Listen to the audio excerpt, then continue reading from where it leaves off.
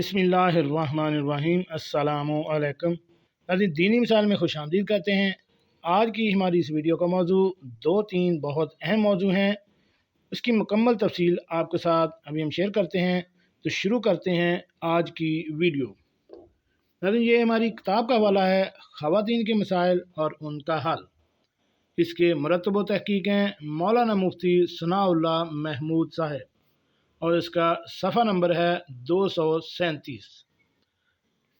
سوال ناظرین کچھ اس طرح ہے کہ دانتوں سے خون نکل آئے اور نماز میں ہوں تو کیا کریں؟ اس کا جواب کچھ اس طرح آئے گا کہ ایسی صورت میں اگر خون تھوک پر غالب ہو جائے، یعنی زیادہ مقدار اس کی ہو، تو وضو ٹوٹ جائے گا، اور اس کا اندازہ ذائقے سے ہو سکتا ہے کہ خون کا ذائقہ تھوک میں محسوس ہونے لگے تو اس وقت خون کی مقدار تھوک سے زیادہ ہوگی۔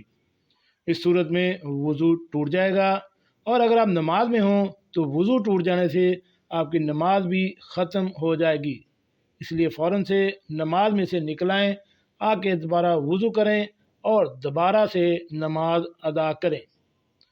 دوسرا سوال ہے کہ عورت کی چھاتی سے دودھ کا نکلنا یا بہنا وضو توڑتا ہے یا نہیں؟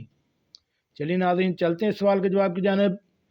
ناظرین، ناقص وضو نہیں، در مختار میں ہے کہ وضو انسانی بدن سے نجس یعنی حرام چیز کے نکلنے سے ٹوٹتا ہے، لہذا جو چیز نجس نہیں اس کا نکلنا ناقص وضو نہیں ہے۔ نمبر 3 پہ آ جاتا ہے۔ سوال یہ ہے کہ مشہور ہے کہ گھٹنا کھلنے سے وضو ٹوٹ جاتا ہے، کس کس سطر کے کھلنے سے وضو ٹوٹتا ہے؟ نیز کیا سطر کو دیکھنے یا چھونے سے وضو ٹوٹ جاتا ہے؟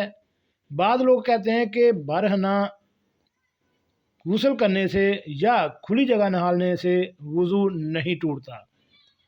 تو اس کا جواب کچھ اس طرح ہے کہ یہ غلط مشہور ہے کہ کسی سطر کے کھلنے سے وضو نہیں ٹوٹتا، اور نہ ہی اسے دیکھنے یا چھونے سے وضو ٹوٹتا ہے، اور نہ ہی برہنہ نہانے سے وضو ٹوٹتا ہے۔